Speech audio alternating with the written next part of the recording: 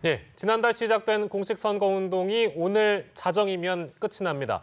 대선 후보들은 막판 유세를 통해서 지지를 호소하고 있는데요. 하루 앞으로 다가온 장미 대선을 전문가들과 함께 짚어보겠습니다. 네, 이 자리에 이현종 문화일보 논설위원, 김태일 영남대 정치외교학과 교수 나와 계십니다. 어서 오십시오. 어서 오십시오. 네, 안녕하세요. 예, 안녕하십니까. 선거운동 마지막 날인데요. 기호 순으로 후보들의 마지막 발걸음을 저희가 좀 따라가 보겠습니다. 앞서서는 몇몇 후보들을 만나보기도 했는데 마지막 유세 장소가 워낙에 주목도도 높고 정치적으로 상징성도 있어서요. 문재인 후보는 광화문 광장이고 자유한국당 홍준표 후보는 덕수궁 대한문입니다. 촛불과 태극기가 마치 대립하는 양상처럼 보이기도 해서 그렇죠. 어떤 의미로 해석해 볼 수 있을까요? 일단 광화문이라고 하는 것은 이번 선거가 있게 한 어떤 원인, 예. 바로 광장이지 않습니까? 그러니까 촛불 집회가 열렸던 그 광장에서 사실 이번 선거의 단초가 출발을 했죠. 예. 그런 의미에서 본다면 이제 문재인 후보가 아무래도 이 촛불 민심에 가장 본인은 근접해 있다, 이렇게 이제 여기는 것 같아요. 예. 그래서 이제 마지막 집회를 일단 지금 광화문으로 설정을 해서 오늘 마지막에 이제 그 집회를 가졌는데 예. 아무래도 이번 어떤 그 촛불의 어떤 정신을 계승한다, 네. 이런 차원에서 일단 아마 마지막에 유세를 의미 있게 가져간 것 같습니다. 그런 반면에 이제 지금 그 홍준표 후보 같은 경우는 아무래도 태극기 집회가 이번에 이제 덕수궁에서 사실 시작이 됐지 않습니까? 예. 그래서 뭐 서울역, 덕수궁, 청계천 이렇게 열렸는데 아무래도 이제 박근혜 전 대통령에 대한 이제 탄핵에 대해서 이제 반대하는 그런 민심들, 그리고 또 안보를 걱정하는 그런 민심들, 이런 예. 민심들을 이제 수용한 것이 바로 이제 태극기 민심이라고 할 수가 있겠죠. 네. 결국 이제 그런 태극기 민심을 안고 가겠다, 어떤 태극기 민심 대표하겠다, 이런 의미로서 오늘 아마 덕수궁 앞에서 마지막 집회를 연 것 같습니다. 예. 네. 후보들이 지금 여러 유세 장소를 고르면서 첫 유세 장소만큼이나 마지막 유세 장소도 상당히 공을 들여서 골랐을 텐데 안철수 후보 같은 경우는 대전으로 향했더라고요. 여기에는 어떤 의미가 담겨 있다고 볼 수 있을까요? 이제 대전 충청이라고 하는 것이 이제 국민의당이 끊임없이 주장해 왔던 영남에 기반을 둔 보수 정당과 또 호남에 기반을 두었던 그 진보 야당, 이 거대 두 정당에 대항해서 제3의 세력을 구축하겠다고 하는 이제 국민의당의 이미지와 목표와 가치를 잘 표상할 수 있는 곳이 바로 이제 대전 충청이 아니냐, 그렇게 생각을 한 것 같아요. 네. 그래서 국민의당 창당도 사실은 거기서 출발을 했던 것이거든요. 예. 그다음 그런 점에서 이제 대전 충청이라고 하는 것은 어떤 균형과 중도라는 이미지가 있고, 또 거기는 이제 과학단지가 있으니까 예. 안철수 후보가 끊임없이 강조해 왔던 미래, 과학, 네. 4차 산업혁명 이런 이미지와도 서로 통하기 때문에 네. 아마 그것을 사람들의 기억에 남는 마지막 유세지로 택한 게 아닌가 이렇게 싶습니다. 네, 안철수 후보는 다들 아시는 것처럼 뚜벅이 유세를 이어가고 있었는데 마지막 이렇게 귀한 시간에 뚜벅이 유세를 벌인 것, 실제로 득표율에는 어떤 영향을 줄지 궁금한데요. 사람들의 마음을 움직였던 것은 사실인 것 같아요. 네. 왜냐하면 촛불 광장에서는 유권자와 시민들이 주인이었단 말이에요. 예. 그런데 선거가 시작되니까 이제 관객이 되어버렸어요. 그런 데 대해서 많은 유권자들이 뭔가 좀 불만과 아쉬움을 가지고 있었던 게 아닌가 싶어요. 예. 관객 민주주의라고 하는 말도 있지만요. 정작 주인인 유권자가 맨날 후보자들이 하는 얘기 듣기만 하고 연호하면 이름이나 외치고 예. 이런 이제 선거 상황 속에서 안철수 후보가 막바지에 유권자들과 대화하고 스킨십을 함께 나누겠다, 소통의 모습을 보이겠다고 하는 것이 사람들의 마음을 잔잔하게 움직였던 것 같아요. 네. 그래서 저는 그것이 실효성이 있었다고 보는데 예. 조금 때가 늦었죠. 진작 좀 시작했으면 예. 어떤 하나의 흐름을 만들었을지도 모르겠다라고 하는 생각을 하는데, 어쨌든 간에 안철수 후보의 그런 뚜벅이 유세는 유권자들이 가지고 있는 어떤 아쉬움과 갈증을 잘 이렇게 메워주는 그런 효과가 있었던 운동 방법이다, 이렇게 예. 말하겠습니다. 네. 예. 그리고 기호 순대로 기호 4번 유승민 후보, 기호 5번 심상정 후보. 두 사람은 젊은 층과의 스킨십을 좀 높이는 방법으로 택한 것 같습니다. 유승민 후보는 아까 저희가 앞서서 만나봤습니다만 명동에 있고요. 정의당 심상정 후보는 신촌에서 마지막 유세를 펼칩니다. 역시 젊은 층을 상대로 공략을 하고 있다, 이렇게 봐야 되겠네요.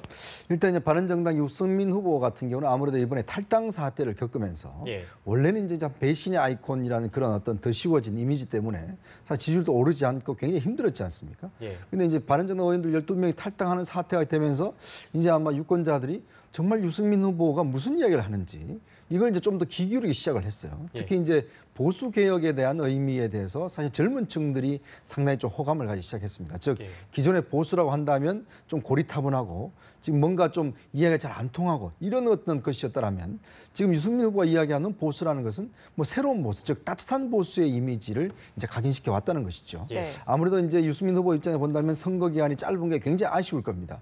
더 좀 할 수 있었는데 이제 그런 의미에서 원래는 이 이순신 동상 앞에서 연락을 했어요. 왜냐하면 신에게는 12척의 배밖에 없습니다. 이걸 이제 패러디해서 이순신 동상 앞에 연락했는데 그 이제 세월호 천막이 있기 때문에 조금 장소가 여의치 않아서 네. 일단 명동으로 옮겨서 명동에서는 이제 젊은 층들과 함께 호흡을 하겠다. 즉 보수 개혁의 핵심적인 그 동력이라고 하는 것은 바로 20, 30대의 그 젊은 층들을 끌어안겠다라는 그런 이미지고 이것은 이후 선거 이후에도 아마 이 세력을 중심으로 해서 보수 정당의 어떤 이미지를 다시 가져갈 것 같고요. 그러니까 심상정 후보 같은 경우는 이제 아무래도 그 젊은 층의 이미지, 즉 그러니까 청년과 노동자, 그다음에 이제 소약자 이런 어떤 이미지가 있지 않습니까? 그러니까 선거도 보면 대충 이제 노동자들 집 있는 곳과 그리고 청년층도 있는 곳 이런 곳들 가는데 지금 그 홍대 앞에서 이제 그 신촌에서 12시간 이제 그 필리버스터 유세를 하고 있지 않습니까? 그게 뭐냐면 결국 이제 정말 마지막으로 진심을 다해서 뭔가 호소를 하겠다. 이제 이런 의미로 이제 고정적인 이제 장소를 잡아서 하는 것 같아요. 결국 이번 같은 경우는 진보 정당이 처음으로 완주를 하게 되는, 물론 예전에 완주한 경우 있었습니다만은 그렇지만 진정한 의미에서 후보 단일 없이 완주하는 이제 그런 의미에서 본다라면 이 진보 정당이 앞으로의 어떤 가지고 있는 자기 나름대로의 색깔 이것을 보여주기 위한 것이 아닌가 저는 그렇게 해석을 해보고 싶습니다. 네, 막바지 유세전에 한창인 후보들의 행보를 기호순으로 좀 따라가 봤고요. 사실 선거 이전부터 그리고 선거가 진행되는 동안 선거 말미까지 단일화 얘기가 최대 이슈였는데 지금 5명의 후보가 오자 구도로 이렇게 선거가 치러지게 됐습니다. 그런 만큼 득표율이 어떻게 나오느냐 그리고 대통령 당선인의 최종 득표율이 어떻게 될 것이냐 이 부분에 관심이 쏠리는데 어떻게 예상을 하십니까? 글쎄요. 지금 뭐 각 정치 세력들은 아마 현장의 그 실체를 파악을 아마 하고 있을 것 같아요. 그런데 이제 공표하지를 못하니까 유권자들은 정보를 갖고 있지 못한데 어쨌든 그 여론조사 맨 마지막 순간에 그 있었던 그 지지도의 분포가 어떤 큰 변화가 있을 것이냐 하는 것에 대해서 이제 사람들이 관심을 가지고 있는데 저는 뭐 큰 변화를 만들 계기가 그 이후에 없었다고 하는 점에서 뭐 대충 그런 어떤 패턴이 유지되고 있지 않겠느냐 조심스럽지만 그렇게 전망을 해봅니다. 물론 이제 그 여론조사 공포를 하지 못하게 하는 그 시점 이후로 몇 가지 뭐 소소한 변화들이 있긴 했습니다. 뭐 안철수 후보의 그런 뚜벅이 유세라든지 또 몇 막말과 관련된 어떤 논쟁이라든지 뭐 이런 것들이 있긴 했지만은 그것이 큰 흐름을 바꾸어 놓았겠느냐라고 하는 생각을 해봅니다. 판세를 뒤엎을 만한 큰 정치적 이벤트도 없었고 어떤 변수를 할 만한 것이 없었다라는 말씀이신데요. 네. 아니면 이제 무슨 구도의 변화가 있었으면 좋은데 그런 구도의 변화도 역시 없었기 때문에 별다른 이제 그 어떤 동태가 주목할 만한 동태가 없다고 저는 판단을 합니다. 사실 이번 선거는 기본적으로는 탄핵으로 인해서 조기 실시된 선거였으니까 정치 세력에 대한 심판이 첫 번째 것이었고요. 그다음에 이제 인물이었습니다. 정책 비전은 사실 뒷전으로 물려놨습니다. 왜냐하면 박근혜 대통령의 그 탄핵을 계기로 진행되었기 때문에 국정 운영 방식이라든지 또 리더십의 어떤 스타일과 덕목 이런 것을 중심으로 선거 쟁점들이 진행되어 왔고요. 뭐 그런 점에 있어서 특별한 쟁점이 발견되지 않았다는 점에서 큰 변화가 없을 것이라고 봅니다. 반대로 보면 이번 대선 물론 이제 끝이 난 게 아니기 때문에 저희가 여론조사 공표 금지 기간 전까지 했던 여론조사를 추이나 추세 이런 것을 감안해 보자면 다른 어떤 대선 때보다도 TV 토론이 어떤 지지율에 가장 큰 영향을 끼쳤다고 볼 수 있겠죠? 그렇죠. 그러니까 TV 토론을 통해서 아마 후보자들의 어떤 개인적인 좀 검증을 한 것 같아요. 그러니까 그 사람들이 과연 이제 나라를 이끌 수 있는 자질과 능력이 되느냐. 그리고 이제 자신들이 가지고 있는 포지션, 즉 보수냐, 중도냐, 진보에 따라서 그 이야기를 과연 누가 하고 있는가에 대해서 이제 막 호감을 가진 것 같습니다. 그렇다고 본다면 이제 2일까지 조사한 여론조사를 보면 홍준표 후보의 상승세와 안철수 후보의 조금 하락세 이 속에서 이제 깜깜이 선거가 출발했지 않습니까? 근데 우리나라가 보통 보면 이제 40대, 20대, 40으로 이제 규정을 하거든요. 즉 진보와 중도와 보수를 주장하는데 이번 선 같은 경우는 이제 보수층의 저는 향방이 이번 선거에서 막판에 예. 어떤 식으로 몰릴지가 가장 중요한 것 같습니다. 즉 뭐냐면 보수층들이 그동안 보면 우리가 한 40% 봤는데 이번에 같은 경우는 조금 이 탄핵 사태를 거치면 좀 줄어들었어요. 예. 한 30% 정도, 20% 이렇게 보는 그 전문가들도 있는데 예. 이분들이 과연 그러면 이제 홍준표냐 안철수냐 예. 이 두 사람을 놓고 특히 대구 경북 지역과 부산 경남 지역에서의 이제 어떤 흐름들 이 흐름들이 저는 이번 선거에서 마지막에 가장 큰 어떤 좌우할 걸 봅니다. 원래 역대 선거에서 보면 선거 막판으로 가면 항상 양쪽으로 좀 결집되게 돼 있어요. 이런 것이 결집되게 있는데 이번에는 유승민 후보의 어떤 변수도 생겼고 네. 이제 심상정 후보의 변수도 생겼기 때문에 그렇게 일방적으로 어떤 확 몰리는 건 없지만 예. 그래도 일정 정도 양쪽으로 쏠림 현상은 있지 않겠는가 그렇게 좀 예상을 해봅니다. 대구, 경북, 부산, 경남 쪽이 굉장히 중요한 포션을 차지할 수 있다 이렇게 지적을 해주셨는데 물론 이제 정치적인 견해를 좀 배제하시고 우리 김태열 교수께서 영남대에 계시기 때문에 그쪽 분위기는 객관적으로 보시기에 좀 어떻습니까? 이제 보수의 실패로부터 시작된 선거였기 때문에요. 예. 처음에는 투표에 거의 참여하지 않으려고 하는 생각들이 예. 지배적이었던 것 같습니다. 나는 기권하겠다. 그렇습니다. 왜냐하면 모든 후보, 모든 유권자들은 자신의 표가 뭔가 효과가 있을 것이다라는 효능감에 의해서 움직이거든요. 예. 이제 그런 점에서 뭐 우리가 자신들이 지지하는 후보가 될 가능성이 없다라고 생각하니까 투표를 하지 않으려고 있다가 예. 그다음에 이제 자기가 가장 싫어하는 후보를 당선시키지 않기 위한 예. 어떤 전략적 판단, 전략 투표의 어떤 동향이 또 보였습니다. 네. 그것이 말하자면 안철수 후보에 대한 어떤 전폭적인 지지로 나타났던 것이고요. 예. 그런 흐름이 진행이 되다가 그다음에 홍준표 후보가 어쨌든 몇 차례의 TV 토론과 연설을 통해서 예. 보수 세력이 뭔가 목소리를 낼 수 있는 계기를 만들었단 말이죠. 예. 그것이 무슨 노이즈 효과든 뭐든 간에. 그럼으로써 보수 세력들이 이제 좀 소신 투표를 네. 하겠다, 혹은 선호 투표를 하겠다, 뭐 이런 쪽으로 또 한 변화의 흐름이 생겨나는 것 같아요. 네. 그래서 초창기에는 효능감이 없어서 포기했다가 예. 그다음에 전략적 투표로 가다가 이제는 좀 소신 투표로 가려고 하는 이런 흐름들이 보이고 있는데 예. 네. 여기에는 그 홍준표 후보의 의견에 찬성을 하든 안 하든 간에 그것과 예. 별개로 홍준표 후보의 정치적 담론이 기여한 바가 굉장히 컸습니다. 홍준표 후보는 욕을 먹건 말건 간에 예. 보수의 실패를 뛰어넘는 가치 논쟁을 제기했단 말이죠. 예를 들면 그러니까 어떤 게 있습니까?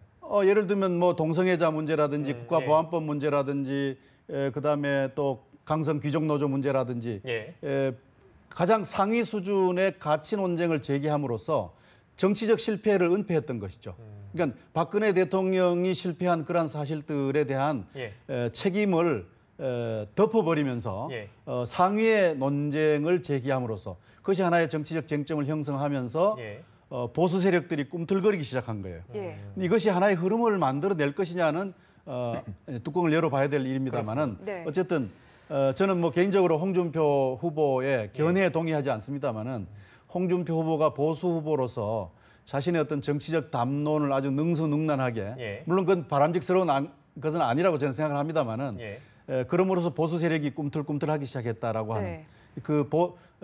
홍준표 후보의 그 가치 논쟁에 좀 주목할 필요가 있다고 봅니다. 사실 사전 투표율만 두고 보면은 TK 지역의 사전 투표율이 다른 지역에 비해서 상대적으로 조금 낮게 나타나는데 그렇다면 내일은 좀 투표에 좀 임하는 그런 유권자들이 많아질 것으로 예상을 하시는지 어떻게 보세요? 사전 투표율이 낮았다는 것도 역시 효능감이 아직은 예. 낮다는 뜻이거든요. 예. 그런데 그 이후에 며칠 사이에 일어나고 있는 조그마한 이제 변화들, 예. 홍준표 후보를 어쨌든 지지 한번 해보자. 네. 이런 이제 움직임들이 하나의 흐름을 만들어낼 것인가는 예. 네. 내일을 지나봐야 알 것 같습니다. 예, 알겠습니다. 홍준표 후보 얘기를 저희가 해봤는데요. 어찌됐든 홍 후보가 의도를 했든 의도를 하지 않았든 간에 보수 결집의 효과를 여론조사 공표 금지 기간 전까지는 톡톡히 누렸다 이렇게 정리할 수 있을 것 같습니다. 얘기가 나왔으니 말인데요. 홍준표 후보가 모르겠습니다. 이게 뭐 본의 아니게 검색어 순위에 오르게 됐는지 모르겠습니다만 저도 오늘 그 영감탱이라는 단어를 사전적 의미가 무엇인지 검색을 해보는 그런 시간을 좀 가져봤는데 물론 이 사태 때문에 PK 패륜 집단 발언을 한 문용식 민주당 선대위 가짜뉴스 대책단장이 결국 자진 사임하는 일도 있었습니다. 자, 자, 선거 바로 전날에 이 폐륜 논란이 있어가지고요. 요거는 그렇죠. 표심에 어떤 영향을 줄지 좀 짚고 봐야 될 것 같습니다. 근데 이게 뭐 표심의 어떤 큰 변화기보다 이제 선거 막판에 이런 예. 것들이 이제 하나의 논쟁거리가 좀 되는 것이죠. 네. 왜냐하면 사실은 뭐 홍준표 후보가 이제 장인과의 관계가 그렇게 원만치는 않았던 것 같습니다. 예. 특히 이제 그 결혼 때부터 시작해서 그래서 아마 장인에 대해서 굉장히 좀 안 좋은 감정을 가지고 있었고 그래서 이제 장인을 자기는 영감탱이라고 이야기를 한다. 경상도에서는 예. 그걸 친근감으로 이야기한다. 이렇게 이야기를 했어요. 네. 저도 뭐 경상도 출신이지만 경상도 그 친감 이야기하지 않습니다. 그렇게 얘기하지 그렇게 않습니다. 이야기하면 큰일 납니다. 예, 예. 근데 이제 그 특히 이제 근데 문제는 문용식 지금 단장이 전 네. 단장이 이걸 가지고 이제 PK 세력 이거 이야기를 예를 들면서 PK가 적폐 세력들의 어떤 뭐 이 규합을 하기 시작했다. 예. 패권 세력이 패륜 세력 규합을 하기 시작 이런 식의 이야기를 하면서 네. 이게 이제 하나의 좀 논쟁점이 돼버린 거죠. 왜냐하면 홍준표 후보를 겨냥한 것이 아니라 실제로 그를 지지하는 사람들까지도 패륜 집단으로 이제 규정한 것이 아닌가라는 것이 이제 이 한국당 쪽에서 논쟁을 불러일으킨 것이거든요. 예. 그러니까 결국 이제 선거 막판에 어떤 면에서 본다면 지금 보수 결집에서 조금의 좀 휘발유를 뿌린 그런 듯한 느낌도 있습니다. 예. 그리고 또 이거 자체가 이제 하나의 또 어떤 면에서 본다면 실적으로 이제 구전 효과도 있는 것이고 그렇지만 제가 볼 때는 어차피 홍준표를 지지하려고 한다라면 뭐 이야기 있건 없건 간에 결정 안 하고 또 지지하지 않으려고 한다면 이거 가지고 영향을 미치기보다는 하나의 뭐 논쟁거리로서의 어떤 영향을 미치지는 않겠나 이렇게 생각이 듭니다. 예. 홍준표 후보 같은 경우는 지금 뭐 이런 발언 논란 속에서 내각 구상 일부도 밝혔더라고요. 뭐 국방부 장관의 박정희 전 일군 사령관 그리고 노동부 장관의 김문수 전 경기지사를 당선이 되면 임명하겠다 이같이 밝혔는데 이 내용은 어떻게 평가하십니까? 그렇죠. 일단 지금 이제 홍준표 후보의 포커스는 결국 안보를 중시하는 대통령, 그 다음에 이제 전교조와 또 강성 귀족 노조를 이제 겨냥하겠다. 그래서 이제 원래는 이제 뭐 몇 명의 또 장관들을 발표하려고 했는데 이제 2명만 발표를 했습니다. 근데 예. 이제 이게 어떤 뭐 섀도우 캐비넷 같은 성격이 되려면 그래도 이제 뭐 비서실장이나 총리 후보라든지 이 정도는 발표를 해야 되는데 뭐 2명을 발표했다는 것 자체만 갖고는 그렇게 큰 효과는 없을 것 같아요. 그렇지만 이제 홍준표 후보가 이야기하고자 하는 그러니까 지향점들 이것도 이제 꼭 강조하기엔 효과가 있는 것이죠. 예. 즉 분명하게 아까도 말씀하신 가치 논쟁에 있어서 충분히 그걸 앞서가겠다는 거 그런 것들을 가지고서 본인이 이제 보충을 좀 더 설득하겠다는 거 아마 그런 의지로 읽히고 있습니다. 예. 네. 홍준표 후보가 발표한 내각 구상 일부를 저희가 짚어봤고요. 참고로 이제 저희 뉴스를 계속해서 시청하시는 분들께서 혹시나 하시는 마음에 제가 드리는 말씀인데 기호 3번 안철수 후보는 왜 비춰주지 않느냐 하실까봐 저희가 뉴스 리뷰 시간에 그 연설 현장을 연결을 할 겁니다. 혹시나 하시는 마음에 제가 드리는 말씀이고요. 일정이 잘 맞지 않아서 지금 시간에 연결을 못했다는 말씀 미리 드리겠습니다. 자, 다른 얘기를 해보겠습니다. 이번에 대통령이 되면 누가 되든 간에 참 어려운 환경을 뚫고 나가야 하는데 여소야대를 피할 수가 없는 상황이죠. 차기 정부가 이제 국정 운영하기에 참 녹록지 않을 것이다 이런 전망들이 나오고 있는데 이건 어떻게 보시는지 좀 들어보겠습니다.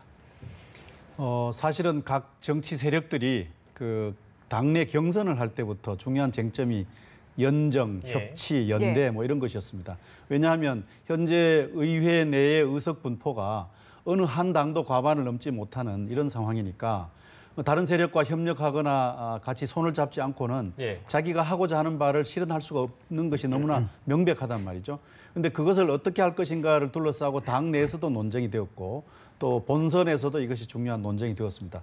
또 본선 이후에 누가 대통령이 되든 간에 예. 가장 첫 번째 과제가 이 협력의 틀을 어떻게 짤 것이냐 하는 것일 겁니다. 예. 정부를 구성할 때 어떤 세력과 손을 잡고 또 협력을 할 것이며 어떤 가치에 서로 합의할 것인가 하는 예. 것이 첫 번째 과제일 것 같은데 예. 그러나 지금으로 봐서는 그것이 간단치 않을 것 같다는 예. 생각이 들어서 예. 네. 걱정이 됩니다. 왜냐하면 선거 과정에서 너무나 많은 얘기들을 쏟아 놓았는데 다시 주워 담기 어려운 정도 얘기까지 나왔단 말이죠. 네.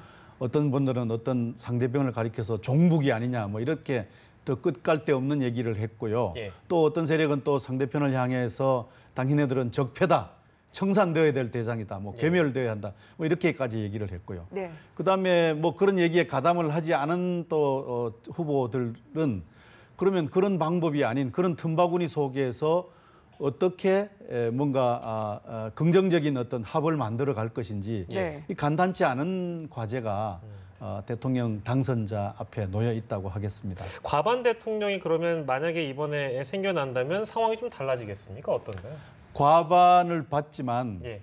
과반을 받으면 일단 국민적 지지를 통해서 자기가 하고자 하는 바에 어떤 힘을 얻을 수 있을 것입니다. 예. 그러나 의회 내 의석 분포가 명백히 세력 연대를 하지 않으면 불가능한 상황입니다. 네. 그래서 아마 조심스럽게 다수파를 만들어가기 위한 연대의 어떤 틀을 모색할 것 같고 예. 또 그거보다는 더 근본적으로 국민적 지지를 많이 획득함으로써 예. 본인이 하고자 하는 어떤 그 과제의 동력을 만들려고 하지 않겠느냐 하는 예. 생각입니다. 그러다- 지금 뭐 각 후보들이 받을 예상 그 득표율은 예. 사실은 과반이 넘어서지 못하고 있는 가장 앞선 사람도조차도요. 뭐 그런 상황인데 대통령이 된 다음에는 뭔가 50%가 넘는 국민적 지지를 얻기 위한 그런 어떤 정책과 결정이 무엇일지 예. 뭐 그런 것이 고민하고 있는 대목이 아닐까 싶어요. 예, 그래서 일각에서 이제 이런 얘기가 나오는 것 같습니다. 정무수석이 제일 중요한 자리가 되지 않을까라는 얘기도 나오고 있고, 일각에서는 뭐 정무장관을 신설해야 되는 거 아니냐 이런 얘기도 나오는데, 그건 어떻게 보십니까? 일단 지금 정부 조직 개편도 좀 있어야 될 거고요. 예. 그리고 이제 이 정무석 갖고도 안 될 겁니다. 제가 볼 때는 아마 연정의 틀을 좀, 그 협치의 틀을 아마 새롭게 만들어야 될 겁니다. 지금 그러지 않고서는 지금 예. 4당 체제지 않습니까? 5당 체제죠. 5당 체제를 가지고서 국정 운영에 나가기는 굉장히 어려울 겁니다. 지금 뭐 저 1월, 2월 국회 보셨지만 4당이 아무것도 지금 사실은 합의를 못 해냈거든요. 예. 그걸 보면 만약에 대통령이 누가 된다 하더라도 결국 이 의석 구조는 변하지 않는 상황에서 예. 그렇다 한다면 뭔가 이제 연정의 틀 자체를 만들지 않고서는 굉장히 힘들어지는 상황이 될 거다. 첫 번째는 일단 먼저 지금 정부 조직 개편안부터 아마 그 국회 통과가 쉽지 않을 거고요. 예. 자, 총리 인준부터 쉽지 않을 겁니다. 자, 그러면 이제 사사건건 야당에서 예를 들어서 반대하고 있고 지금 특히 이제 물론 뭐 누가 될지는 모르겠지만 일단 예. 자유한국당 같은 경우는 친박이 다시 부활을 하는 조짐들이 좀 있지 않습니까? 예. 자, 그러면 친박 같은 경우는 이번 선거가 있게 된 원인에 대해서 뭔가 좀 뒤집으려고 할 그런 노력들 할 거거든요. 예. 당내에서 논란도 있을 것이고. 자, 그렇다고 상황이 된다라면 내년 6월에 또 지방선거가 있습니다. 예. 그러면 정치 세력이라는 것이 결국은 다음 선거를 위한 또 하나의 자기의 어떤 아젠다를 또 내세우고 그걸 위해 싸움을 할 거란 말이죠. 네. 예. 자, 그럼 결국은 대통령이 잘하는 것에 대해서 어차피 야당이 되는 사람들은 뭔가 끌어내려야 되는 그런 상황이죠. 예. 자, 그렇다고 한다면 정말 대통령의 대탕평과 대통합의 정치가 없다라면 이 상황은 제가 볼 때는 한 발짝도 나갈 수 없는 그런 상황이 될 수밖에 없다. 그렇기 예. 때문에 단순히 정무성의 정무장관 수준이 아니라 예. 뭔가 여야가 협치의 틀 이걸 만들고 거기에 대통령이 정말 모든 권한과 이 권력들을 상당부를 주지 않는 한은 예. 상당히 뭐 법안 하나라도 통과되기가 굉장히 힘든 구조가 아닌가 저는 그렇게 생각이 듭니다. 네, 뭐 사실 굳이 내년까지 가지 않더라도 우리가 당면한 국제 현안들이 상당히 많고 그렇죠. 중요한 일들이 많잖아요. 그렇기 때문에 뭐 국무회의라든지 이런 중요한 과제들 어떻게 그 안에서 어떤 내용들이 나오는지도 상당히 중요한 내용이 될 텐데. 지금 보십시오. 사드 예. 문제만 하더라도 네. 당장 지금 미국에서 제시하고 있는 트럼프가 제시하고 있는 이 사드 부담 문제 네. 이걸 가지고 만약에 이 다음 정부가 이걸 제대로 컨트롤하지 못하면 바로 제가 볼 때는 광장에 또 들고 나옵니다. 촛불이든지 예. 태극기든지 들고 나와서 이거 관련된 압박들이 심해질 것이고 예. 이 문제를 얼마만큼 효율적으로 풀어가느냐 네. 굉장히 큰 어떤 난제가 될 거거든요. 네. 즉 국내 문제뿐만 아니라 국외 문제, 외교적인 문제, 안보적인 문제 이 문제가 동시에 중첩되며 나타나기 때문에 그러니까 어떤 누가 집권하더라도 이 집권 세력은 결코 자만해서도 안 되고 그렇기 때문에 손을 좀 내밀어야 될 겁니다. 나 혼자 할 수 없다. 예. 함께 하자. 그래야 될 때만이 좀 위기 관리가 저는 될 수 있다고 봅니다. 네, 뭐 조기 대선이 이례적이기 때문에 궁금한 사항들이 참 많은데 대통령 당선인 같은 경우는 그러면 국무회의는 누구랑 어떻게 진행하는 건지 이런 부분들도 상당히 궁금하거든요. 예.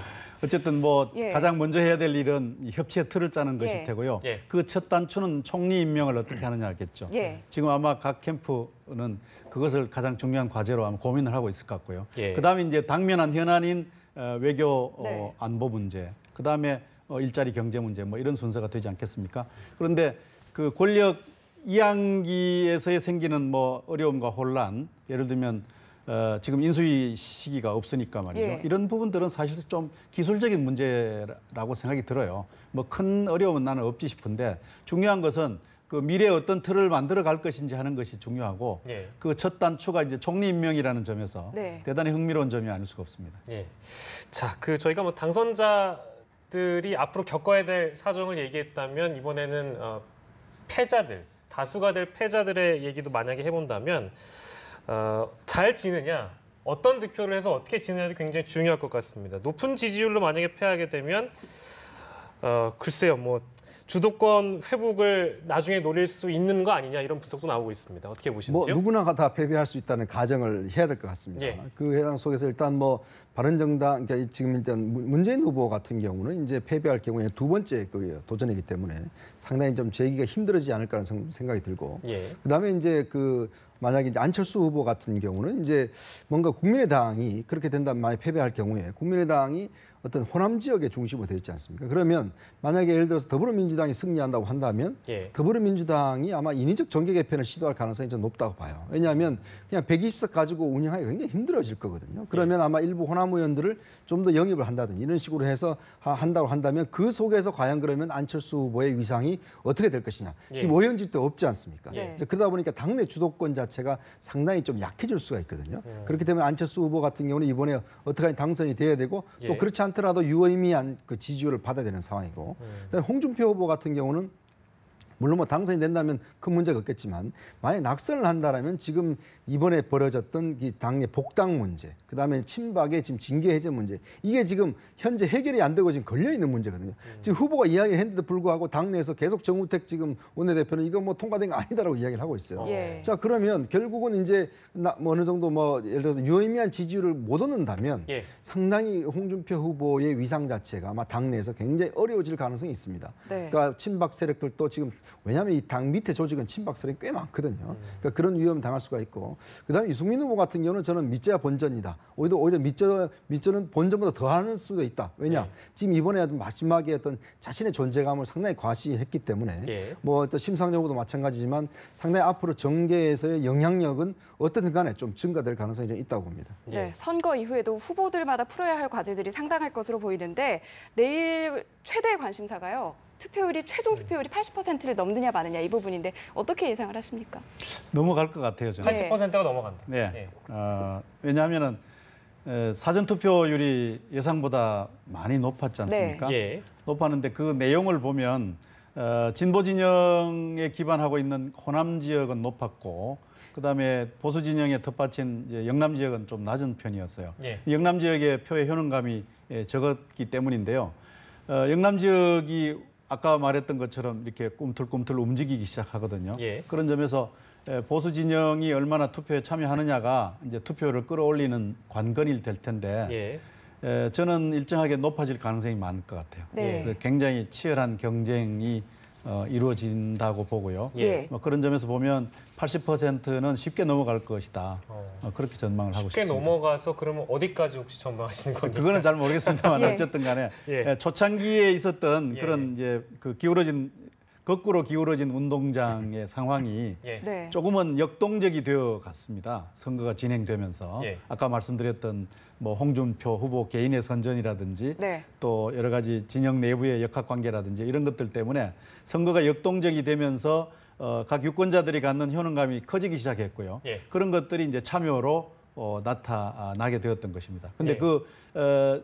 가장 민감한 반응을 우선적으로 보인 것은 진보 진영이고 예. 이제 보수 진영이 저쪽이 움직이네 뭐 이런 생각을 할 것이 분명한 것이기 때문에 예.